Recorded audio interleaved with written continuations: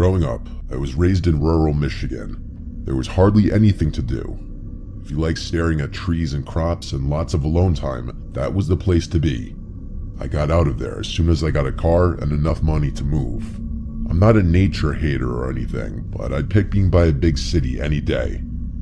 My parents don't own that property anymore. They sold it 5 years ago, but to describe it, it was a 3-acre property. The house itself was pretty big, and there was a storage building out back. I was 13 when this happened. My parents would leave me alone often at this age. They trusted me because I matured at a young age and I had responsibilities on the property. It was a weekend, and I was playing Vice City on my PS2 in the living room, when suddenly, a loud metallic bang came from outside somewhere in the yard. I right away ran to every window I could to look outside to see if I could see something, and I didn't see anything until I got to the window looking out to the storage building out back. The door to it was completely open. I went immediately to grab the rifle from the closet and go outside. I made my presence known, shouting "Who's in there?" to no avail. When I got to the door, I made it known I had a gun before looking inside. There was a bunch of stuff in there, from the sit-down mower to the quad to infinite little lawn care items. Someone could have been hiding behind any of that stuff. Even as a kid, I didn't scare easily, but at that moment, I got really unsettled, and so I closed the door to the building and went back inside the house. I locked the door and then sat at the window for the longest time, watching the storage building, expecting the door to open at any second. That door was heavy and impossible to just open by itself. It was simply a fact that someone came and opened it. Whether they were still inside of the building, I wasn't sure. I decided to go call my dad and ask his opinion. I went to the kitchen to the landline phone and called my dad's cell phone. He didn't pick up, so I left a voicemail. This was back when you'd still have to leave someone a voicemail because texting wasn't mainstream. After that, I went back to sitting next to the window, but now I put on a TV show in the background to make this less monotonous. I took the phone with me. I was probably about to give up when I heard creaks from upstairs. My heart was now in my throat. I had to ask myself the big question. Was I working myself up, or was someone here?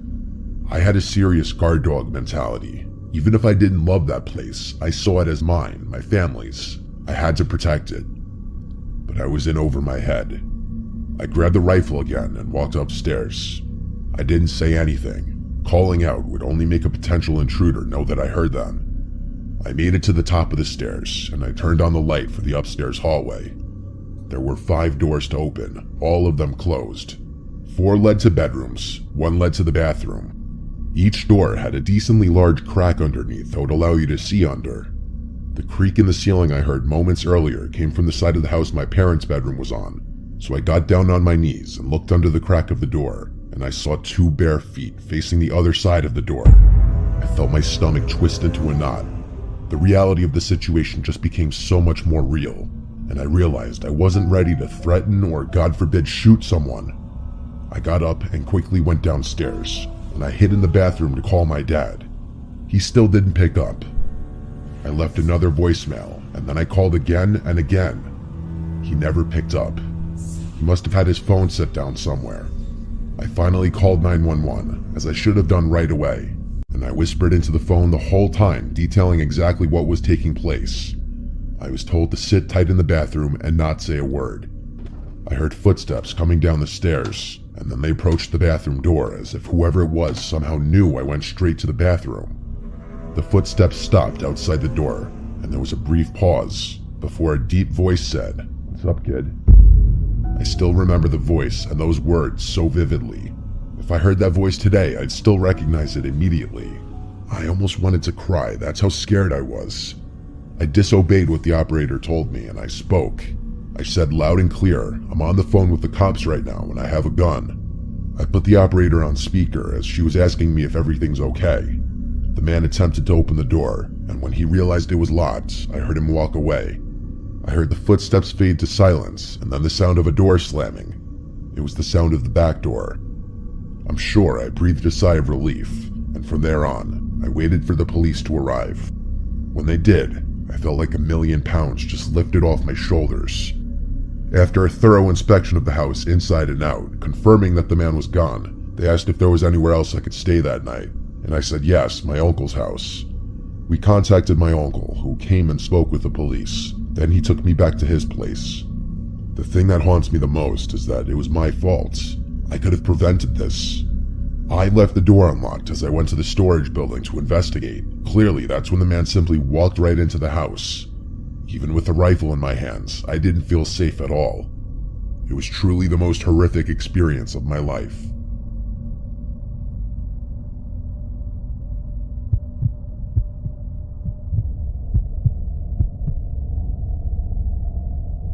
I was 18 when my parents went away on a week-long anniversary trip. My sister had already moved out by this point, so I had to hold the fort.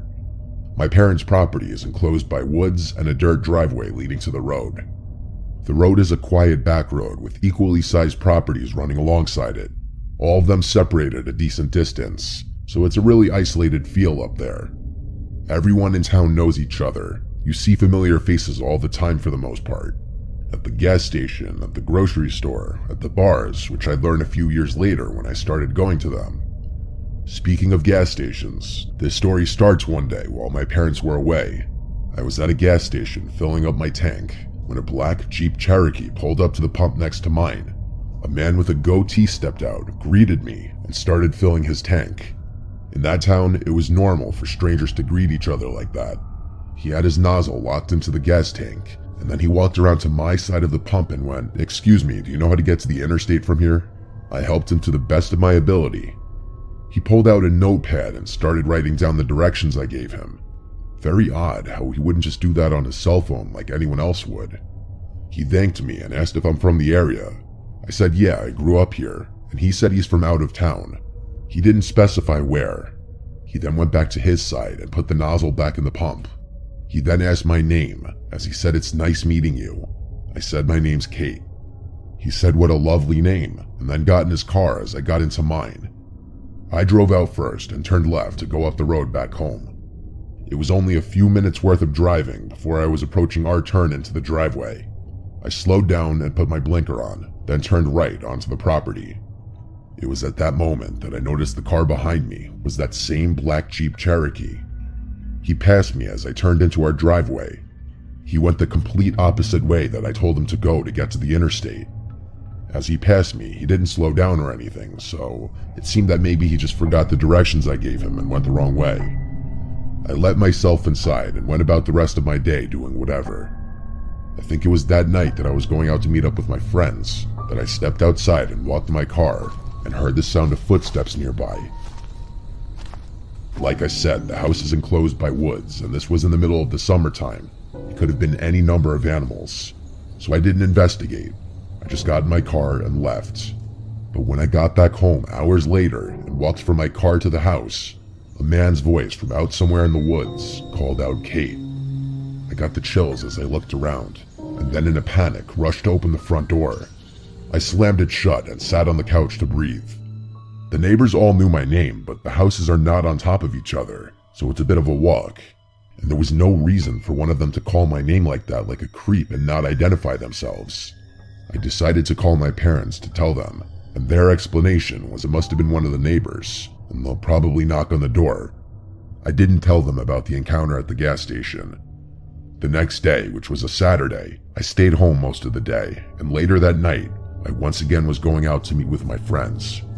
After getting ready and everything, I went outside, and as I was walking to my car, I heard loud and clear from the not-so-far distance someone call Kate again. This time, I didn't wait a second. I ran back inside the house and locked the door again. I called 911 this time, texting my family while doing so. After 2 cops showed up to the house, they looked around the perimeter of the property with their flashlights, then came back and said to call again if this persisted. I didn't feel much better after this. It's not really like they did much. I refrained from going outside until the next day when I had work. I was a server at a nearby restaurant. I was working a late shift. I left the house in broad daylight, paranoid to hear that voice again. Thankfully though, I didn't. Maybe seeing the police car finally scared them off. After many hours at work, I was ready to go home and collapse into bed. I pulled onto the property, parked my car out front, and walked to the front door. I stopped when I heard the sound of footsteps again.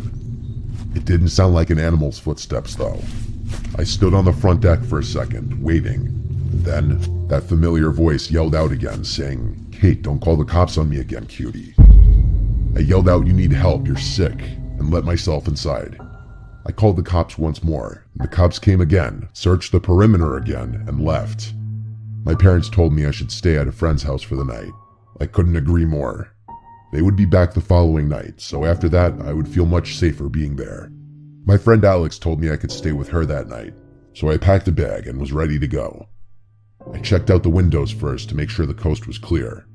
I then went outside and locked the door as fast as I could, then ran to the car.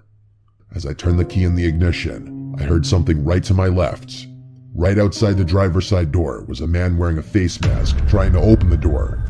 I couldn't even scream. I felt like I was choking on air. As I put the car in drive, he started hitting the glass with his elbow. I looped my car around on the grass and sped down the driveway, and I turned right up the road and didn't stop until I got to Alex's house. I was hysterically crying the whole drive there as I had Alex and her dad on the phone with me. He said he would have come and picked me up had he known the situation. We called the police together for a third time in total. A couple officers went to my parents' house to investigate again, make sure no windows were shattered or anything. One officer came to Alex's house where I once again gave my description of what happened. This was probably the most action these cops had seen in a long time in this quiet town. Thankfully, my parents came home the next day, and I felt safe staying at home again. I fully believe the man at the gas station followed me home intentionally and scoped the place out, realizing I was by myself, and for whatever reason toyed with me, until he actually tried to pounce and get me. I shouldn't have given my real name, and I should have been more alert to my surroundings and realized he was following me in my car that day. Some people are nuts and have way too much time on their hands. This incident was a huge motivating factor in my moving out to my own apartment a few months later.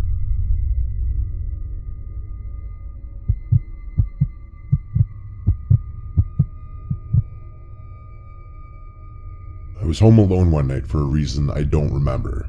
All I remember is my entire family was gone. I was 15 or 16 years old. I was a big gamer at the time. I was obsessed with StarCraft, and admittedly I'd sometimes spend a weekend night or two playing StarCraft or some other PC game. This was right before COVID lockdown started. I was playing StarCraft on my computer in my bedroom on the first floor. That's when the doorbell rang, twice. I hurried to the door, not wanting to be away from the game for too long in fear of losing. I got to the front door and said, "Who is it?" as I always would if I was alone. A soft and weak voice on the other side said something that I couldn't hear. It sounded like a woman. I opened the door, with the storm door still separating me and this older woman standing on the other side, with a big smile on her face. She had her hands behind her back. I said through the door, "Can I help you?" She said she needed to use a phone, and asked if she could come inside. Ever since I was a little kid, I was always taught not to let a stranger into the house, ever. That included women. I felt so awkward though, I didn't know how to turn her away. I redirected her to the library a few blocks down, because they'd surely have a phone. Deep down I knew the library was closed at this point, but I was just trying to get the stranger who was trying to get into my house to leave. She was still smiling, but what she said next did not match her smile. She said, "That's very rude to turn away an old lady asking for help." I replied the only way I could think to, and that was that my parents don't allow strangers into the house. It's a house rule. I slowly started closing the door as I was saying sorry, and she just stood there, not moving but still smiling at me. And though her smile never changed, it suddenly felt much more menacing. I was walking back to my room when the doorbell rang again. There was no way in hell I was opening the door again. That woman radiated weird vibes from the start. Maybe something was wrong with her, maybe she wasn't all there. These were things I had no way of knowing, and maybe that was selfish of me to send her on her way. But I just wasn't opening the door for anyone when I was home alone. I went back to my game. Not too long after I sat back down, I heard something tapping on the window. It was a clinking type sound from something metal. The window was directly in front of my desk. I had the blind pulled down so I couldn't see what was making the noise, but I already had an idea. My room was the only room with a light on in the house. The horrible thought that it was the old woman from just before, and that she walked over to my window, terrified me. I turned off the sound on my computer. At this point, I didn't care about my game anymore. The clinking sound on the window persisted. I basically said "F this" and up and left to a different room in the house. I sat in the darkness of the living room for a bit when the doorbell rang again. This woman was harassing me now. I tried to convince myself she wasn't a threat, just some crazy old woman who's probably clueless as to where she is. When she rang the doorbell a second and third time, I decided to go open the door and ask her if there's someone I could call for her. But when I opened the door, there was now a man on the other side. He looked to be about 10 years younger than her. He said through the storm door, "Have you seen my mother?" I replied saying yes, she came to my door just before.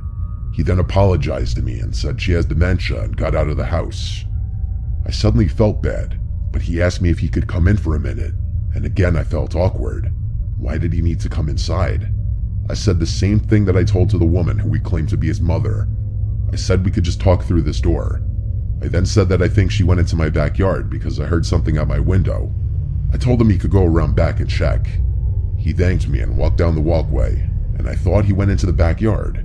But when I went to the back and looked out the back window expecting to see him searching around, I saw nobody. Not him or his mom. This was all too weird for me. I went to bed on the earlier side that night, just falling asleep with the TV on in the background, until I heard the clinking sound on the window again. Something metal was tapping on the glass. I remembered the concerned man, and I decided to try and help. I went to the window, lifted the blind up with my hand, and I saw that woman outside my window, with that same creepy smile. She was tapping a kitchen knife on my window. I closed the blind and crawled back into my bed. This didn't feel like it was actually happening. A suspiciously short amount of time later, the doorbell rang like 4 times. The clinking on the window stopped by this point. This was all too suspicious. It felt like some kind of robbery attempt. I ignored the doorbell. I stayed in my bed. I was gonna wait this out. I didn't have a cell phone at this time. I wasn't the most social guy growing up. I also didn't want to call the police for some reason. I waited this all out until it finally stopped. The next morning, I told my dad what happened when I called him. He told me I was smart not to open the door. Everyone agreed that everything about it sounded like an attempted robbery. Is there a chance that maybe that woman really did have dementia and that the man was really her concerned son? Maybe, but it all seemed too coordinated. Why did he want to come into the house too?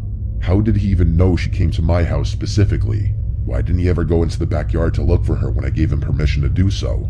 Too many unanswered questions that lead me to believe I avoided something terrible happening if I opened that door. So as I mentioned at the start of the video, a week ago as I'm recording this, something happened to me personally that inspired me to revisit this theme. So my friend Cody asked me to watch his dog Theo for the night. Theo's a little pomsky and he barks a lot, so when he started barking like crazy at something going on outside, I didn't pay any attention to it besides telling him to be quiet a few times. But when he went to the back door and kept barking, I figured he wanted to go outside. So I was going to the back door to open it, but as I got close to the door, I realized someone was trying to open the door from the outside. And then I saw through the screen of the door there was another guy looking right back at me. This was in the backyard, which was already alarming enough, and he wasn't someone I recognized to be a family member of Cody's. So I asked him who he is, and he responded asking me if I'd seen Melissa. Melissa is Cody's younger sister who's in her 20s. Meanwhile, this guy looked like he was in his mid-50s and homeless. So I told him he needs to leave, there's no Melissa who lives here. And he said, "You sure?" So I said, "Yeah, you need to leave, there's cameras all over the property." He left right after that. Getting him to leave was easy, but when Cody asked his sister who that guy could have been, she said she had no idea. The guy looked like he was 55, drunk and filthy. Not exactly someone Cody's 20-something-year-old sister would be associating with. The fact that he went to the back door and tried letting himself in was actually pretty terrifying because you could only imagine what he was trying to do to Melissa, and it's why so many of these stories could be avoided by just keeping your doors locked.